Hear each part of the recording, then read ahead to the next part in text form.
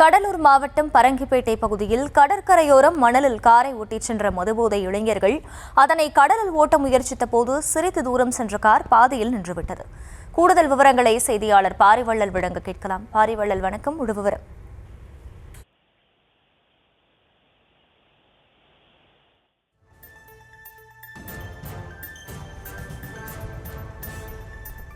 கடலூர் மாவட்டம் பரங்கிப்பேட்டை பகுதியில் கடற்கரையோரம் மணலில் காரை ஓட்டிச் சென்ற மதுபோதை இளைஞர்கள் அதனை கடலில் ஓட்ட முயற்சித்த போது சிறிது தூரம் சென்ற கார் பாதையில் நின்றுவிட்டது. அது தொடர்பான அந்த காட்சிகளை நாம் நேரலையில் பார்த்து வருகிறோம். போலீசார் உதவியுடன் கார் அங்கிருந்து மீட்கப்பட்டிருக்கக்கூடிய அந்த காட்சிகளையும் நாம் பார்த்து வருகிறோம்.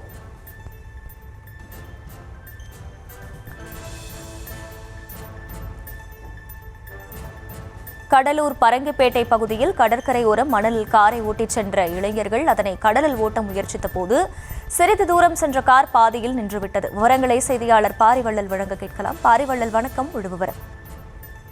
அகிலா, சென்னையைச் சேர்ந்த 5 நபர்கள் கிழக்கு கடற்கரை சாலை வழியாக கடலூரை கடக்க முற்படும் போது அவர்கள் கூகுள் மேப்பை பயன்படுத்தி கடற்கரை ஓரமாக செல்வதற்கு அவங்க முயற்சி செய்யறாங்க.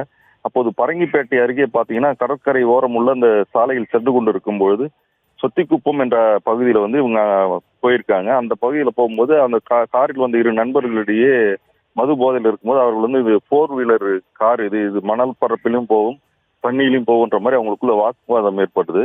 அந்த வாக்குவாதம் அடிப்படையில ஒருவர் இந்த காரை எடுத்துட்டு போயிட்டு கடல்ல 4 வீல் டிரைவ் செய்வதற்கு ட்ரை பண்றாங்க. அப்போது கார் சிறிது தூரம் சென்று இந்த கடல்ல சிக்கிக்குது.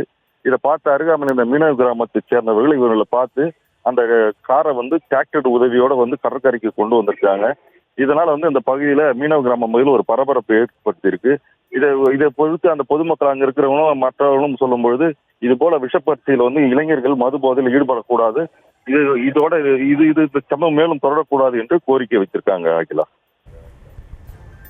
விவரங்களுக்கு நன்றி பாரிவள்ளல்.